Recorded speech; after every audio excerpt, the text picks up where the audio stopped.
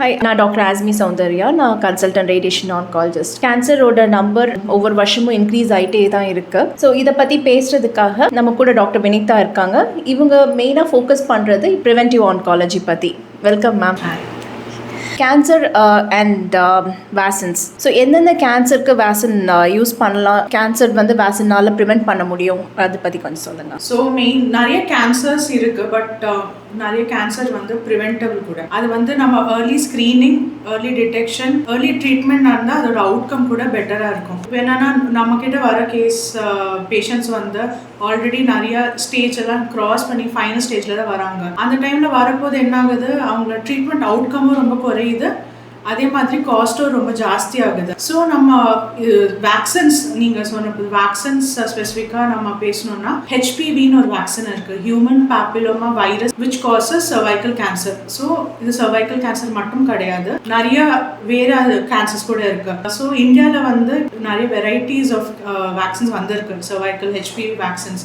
மெயினாக நான் என்ன ரெண்டு சொல்லணும்னா சர்வாவேக், இப்போ காடாசில் 9 இன்னொன்று. சர்வாவேக் வந்து குவாட்ரிவேலண்ட் வேக்சின், அதாவது HPV 4 type of HPV protect பண்ணுறது. HPV 6, 11, 16 and 18. இந்த 16 and 18 பார்த்தீங்கன்னா 70 to 80% of the cervical cancer is caused because of HPV type 16 and 18. Cervavac and Gardasil 9. Gardasil 9ல வந்து HPV 9 types of HPV protection கொடுக்குது நம்மளுக்கு. So adolescent is the best age to start. இது நம்ம before the sexual intercourse debut or முன்னாடியே before the exposure to HPV vaccine இந்த vaccine நம்ம start பண்றது ரொம்ப பெட்டர். அதோட outcome and the benefits are more at the age of 12. So 9ல இருந்தே நம்ம ஸ்டார்ட் பண்ணலாம் கொடுக்கிறதுக்கு. 9 to 14 நம்ம இந்த HPV வேக்சின் எடுத்துக்கிட்டா 2 doses கொடுப்போம். நம்ம ஃபர்ஸ்ட் டோஸ் 0, செகண்ட் டோஸ் வந்து இதை 6 monthsக்கு அப்புறம் இல்லைன்னா 1 yearக்கு அப்புறம். இதே நம்ம 6 months முன்னாடி 5th month செகண்ட் டோஸ் எடுத்துக்கிட்டா then those kids வந்து அந்த adolescent வந்து third dose எடுக்கணும், 3 doses ஆகும். இதே வந்து 15 to 26 next age group வந்து 3 doses எடுப்பாங்க.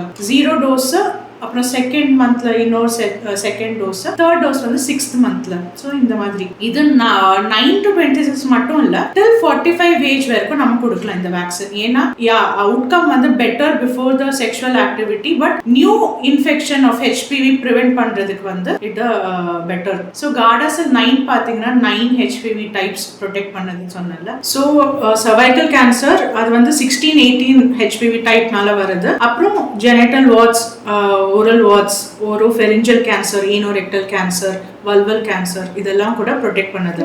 ஸோ காடாசில் 9 வந்து 90 HPV டைப்ஸ், அப்புறம் சர்வாவேக் வந்து 4 HPV டைப். சர்வரிக்ஸ் ஒன்று இருக்கு, அது வந்து பைவேலண்ட். நம்ம மோஸ்ட்டாக ப்ரிஸ்கிரைப் பண்றது இந்த குவாட்ரிவேலண்ட், அப்புறம் வந்து காடாசில் 9. ரொம்ப சிம்பிள், நம்ம நார்மலாக குழந்தை கொடுக்குற மாதிரி தான், இன்ட்ராமஸ்குலர் தான் கொடுக்குறோம், கையில் இல்லைன்னா தைஸ்ல கொடுக்கறது. சைடு எஃபெக்ட் அந்த மாதிரி வந்து இது வரைக்கும் நாங்கள் எதுவுமே பெருசாக பார்த்தது கிடையாது. மேக்ஸிமம் சொன்னால் பெயின் அது இன்ஜெக்ஷன் சைட், இல்லைன்னா ஃபீவர், ரெட்னஸ், அவ்வளோதான் தவிர அது எல்லா வேக்சின்ஸ்க்கும் வரக்கூடிய வேக்சினுக்கு வரக்கூடிய சேம் ப்ராப்ளம் தான். இப்போ பார்த்தீங்கன்னா the only way to end cervical cancer is to start at a very early stage. adolescentலயே நம்ம வந்து இந்த வேக்சின் கொடுத்தா இன்சிடென்ட்ஸ், அதாவது நியூ கேசஸ் அக்காராது ரொம்ப கம்மியாகும். செகண்ட் வேக்சின் சொல்லணும்னா ஹெப்படைட்டிஸ் பி வேக்சின். ஹெப்படைட்டிஸ் வந்து பியும் இருக்கு, சியும் இருக்கு. இது வந்து it is caused because of sexual transmission. அப்புறம் நீடில் பிரிக் இன்ஜுரி அதெல்லாம்.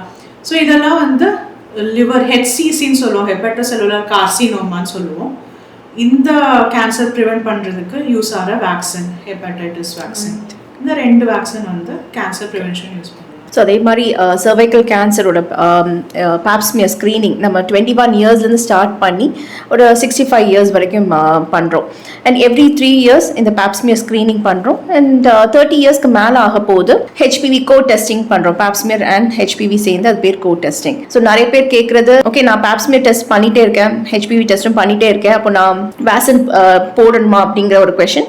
இல்லை ஹெச்பிவி வேக்சின் நான் எடுத்திருக்கேன், 9 to 14 எடுத்திருக்கேன், அப்போ நான் இந்த ஸ்க்ரீனிங் பண்ணணுமான்னு கேட்டால் டெஃபினட்டாக பண்ணணும். ஏன்னா நிறைய சீரோ டைப்ஸ் இருக்கு. ஸோ எதுலையாவது உள்ள இன்ஃபெக்ஷன் வந்து டெஃபினட்டாக இந்த பாப்ஸ்மியர் மூலமாகவும் நம்ம ஐடென்டிஃபை பண்ணலாம். அண்ட் ஹெச்பிவி வேக்சினும் அதனால ஹெல்ப் பண்ணும். ஸோ பொதுவாக நம்ம ரெக்கமெண்ட் பண்ணுறது வேக்சின் எடுத்திருந்தாலும் ஸ்க்ரீனிங் ப்ரோக்ராமில் விமன் என்ரோல் பண்ணியிருக்கணும். இந்த ஹெச்பிவி டிஎன்ஏ டெஸ்டிங் நீங்கள் சொன்ன கோ டெஸ்டிங் வந்து அந்த ஸ்பெசிஃபிசிட்டி, சென்சிட்டிவிட்டி, அதாவது அந்த எஃபெக்ட் ஆஃப் த டெஸ்ட் ரொம்ப நல்லா இருக்குன்னு சொல்கிறாங்க. ஒன்ஸ் நம்ம நெகட்டிவ்னா நம்ம அடுத்த டெஸ்ட் வந்து 5 இயர்ஸ்க்கு அப்புறம் தான் பண்ணணும். ஸோ இந்த கோ டெஸ்டிங் கூட பண்றது வந்து கொஞ்சம் கன்வீனியன்ட்டா இருக்கும். 3 இயர்ஸ்க்கு ஒன்ஸ் பண்ண முடியாதவங்க இந்த மாதிரி ஒரு ஆப்ஷன் எடுத்துக்கலாம், pap smear and HPV co testing. Same test தான், என்ன லேப்ல வந்து இன்னொரு டெஸ்ட் ரன் பண்ணுவாங்க, பட் ப்ரொசீஜர் நம்ம பாப்ஸ்மியர் மாதிரி தான் இதுவும். ஸோ ஒன்ஸ் நம்ம பண்ணிட்டா இட் இஸ் ஆல்வேஸ் சேஃப். 5 இயர்ஸ்க்கு வந்து ஒரு கான்ஃபிடன்ஸ் இருக்கும்.